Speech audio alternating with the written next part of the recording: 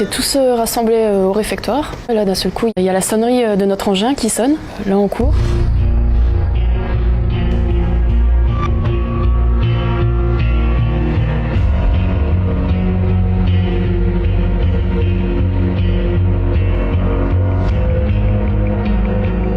On s'habille et là, on fait quelques mètres en sortant de la caserne avec l'engin.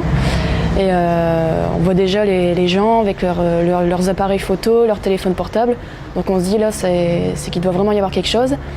On aperçoit Notre-Dame et là, on sait direct pourquoi on part. On a vu la cathédrale entièrement embrasée.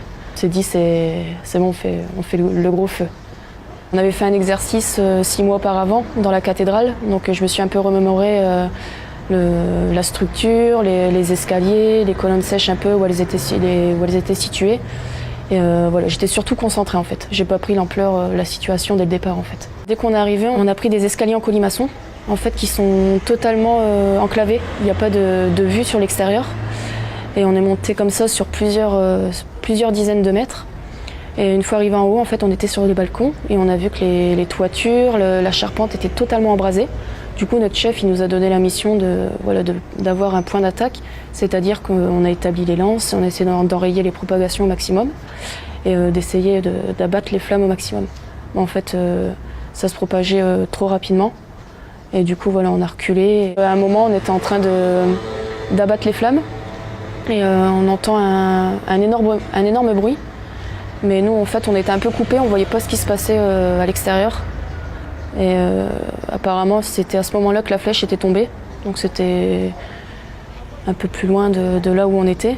Mais on ne voyait pas que c'était totalement embrasé en fait, de l'autre côté. Et quelques temps après, on nous a donné l'ordre d'évacuer parce que voilà, il pouvait y avoir un possible risque d'effondrement.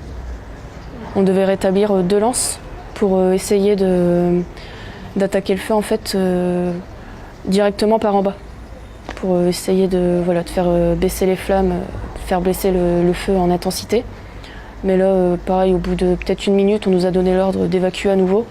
Parce qu'en fait, il y avait des grosses pierres qui tombaient, mais c'était trop dangereux en fait. Donc on a dû évacuer.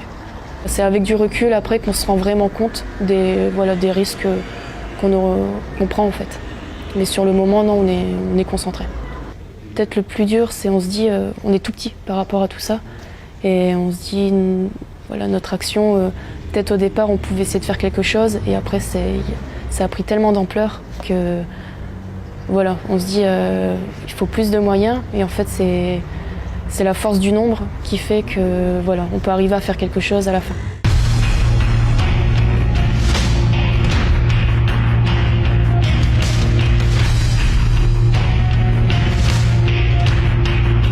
On regarde Notre-Dame. On regarde autour de nous, on voit tous les gens, on voit les fumées, les flammes, on voit les grandes échelles. Et là seulement on commence à prendre conscience en fait. Et ça apprend en rentrant à la caserne, on allume la télé, on voit l'importance médiatique. Nous, on s'en apercevait pas, on était totalement concentrés sur la mission.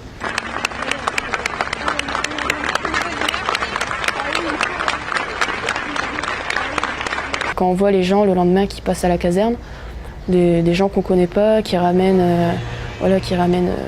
des boîtes de chocolat, des bouquets de fleurs ou même juste une poignée de main, merci beaucoup pour ce que vous avez fait. Les gens sont contents, ils nous le rendent en fait, ils nous félicitent et en fait ça fait chaud au cœur.